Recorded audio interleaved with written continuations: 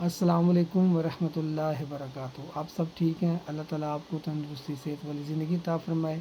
میں انشاءاللہ آج سے ٹک ٹاک پہ اپنی ویڈیو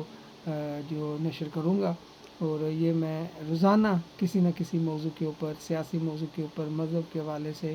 سپورٹس کے حوالے سے کوئی بھی ایسا موضوع آئے گا تو کروں گا۔ آج جو پہلی ویڈیو ہے وہ یہ ہے کہ ایک تو اس کو شیئر بھی کرنا ہے، لائک بھی کرنا ہے، اور انشاءاللہ آپ کو یہ ویڈیو ملتی رہے گی کسی نہ کسی موضوع کے اوپر۔ آج مذمت کی ویڈیو ہے 9 مئی کے حوالے سے، جو پاکستان میں یہ دردناک واقعہ، افسوسناک واقعہ ہوا تھا، اور اس واقعے کے اندر سٹیٹس کو کا پرابلم تھا، اور جو سیاسی جماعتیں پرانی تھی وہ سسٹم جو عمران خان کا تھا یا تحریک انصاف کا تھا اس کو نہیں چاہتی تھی، اور یہ بڑا ہی پری پلان کیا گیا تھا، اور جو اس کے اندر ملوث ہے وہ پاکستان کے جتنے بھی اداروں کی بلڈنگ کو، پاکستان کے احساسات کو نقصان پہنچایا، ان کو سزا ضرور ملنی چاہیے، اور ان لوگوں کو بھی خیال کرنا چاہیے کہ جنہوں نے یہ کچھ ایسی تصویریں سامنے آئی بھی تھی اور ویڈیو بھی آئی تھی کہ جو ایسی جگہ سے لوگ آئے تھے جنہوں نے نقصان پہنچایا، لیکن کسی بھی والے سے یہ بات غلط تھی، اور یہ اس طرح کے اپنے ملک کو خراب نہیں کرنا۔ میں برطانیہ میں 20 سال ہو گئے رہتے ہوئے، میرے اور دوست بھی سعودیہ میں ہیں، یورپ میں بھی ہیں، تو ہم اوورسیز جو پاکستانی ہیں وہ جس طرح یہاں معاشرہ دیکھتے ہیں، انصاف کے حوالے سے دیکھتے ہیں، قانون جو ہوتا ہے اس کے حوالے سے دیکھتے ہیں، اور تمام وہ چیزیں جو ملک کو آگے اور بہتری کے لیے لے کے جانا چاہتے ہیں، یہی چاہتے ہیں کہ جس طرح پاکستان کے اندر کوئی بھی چیز کرنے سے پہلے بندہ سوچتا ہے، کاروبار کرنے سے پہلے سوچتا ہے، پھر اس کے بعد اسکول میں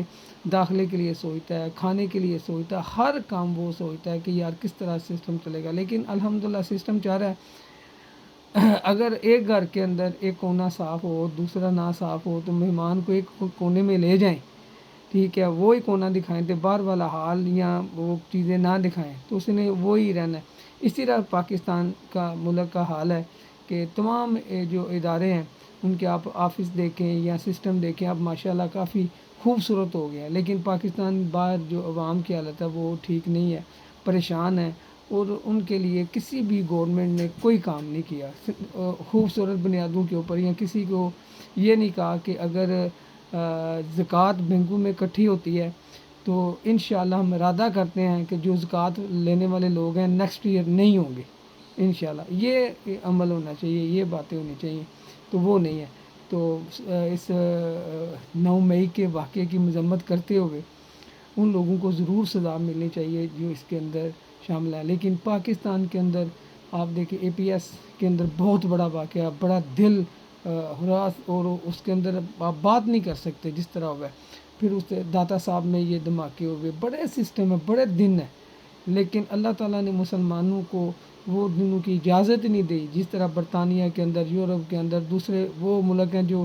غیر مسلم ہیں، مدر ڈے مناتے ہیں، فادر ڈے مناتے ہیں، مزدور ڈے مناتے ہیں۔ یہ مزدور کو، وہ مزدور کا ڈے جو ہوتا ہے اسی دن ہی اس کی وہ نوکری کر رہا ہوتا ہے۔ مدر ڈے ان کے لیے جو مدر کو پہلے دن، تیسرے دن، چوتھے دن چھوڑ کے چلے جاتے ہیں پہلے سال، اللہ تعالیٰ نے آپ کو اپنی والدہ روزانہ حج کا دے،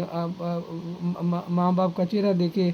حج کا ثواب لیں، زیارت کریں، ٹھیک ہے، بہن بھائیوں کی خدمت کریں، کوئی دن نہیں ہے اسلام میں یہ، لیکن چلیں ان کو چلو 2 سال کے بعد، 5 سال کے بعد، 10 سال کے بعد کسی نہ کسی چیز کی وہ یاد آ جاتی ہے تو جا کے مل لیتے ہیں۔ تو انشاءاللہ روزانہ ایک چھوٹے سا، یہ میری پہلی تھی اور مذمت کی یہ ویڈیو تھی 9 مئی کی، اور جنہوں نے یہ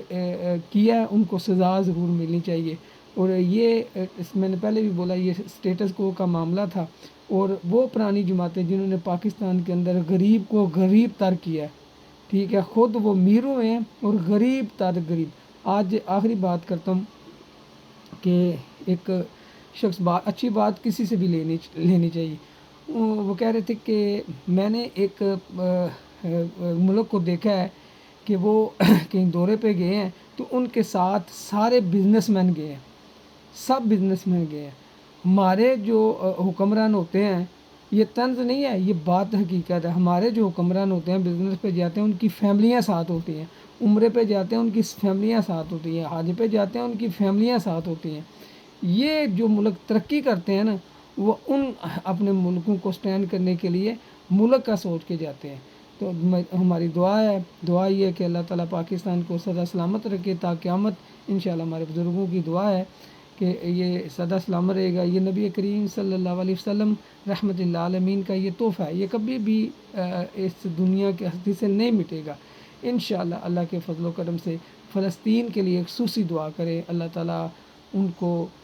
جنت الفردوس میں جگہ عطا فرمائے، بچوں کی وجہ سے ہمارے گناہ معاف فرمائے۔ اللہ تعالیٰ نے قرآن میں وعدہ فرمایا ہے کہ میں اپنے گھر کی حفاظت اور اپنے محبوب حضرت محمد صلی اللہ علیہ وسلم کے روضہ کی حفاظت اور مسجد اقصی کی حفاظت میں خود کروں گا۔ اللہ تعالیٰ ہمیں ہر وہ اچھا عمل کرنے کی توفیق عطا فرمائے جو اللہ کے حکم سے اور نبی کریم صلی اللہ علیہ وسلم کی سنت ہے۔ جزاک اللہ خیر۔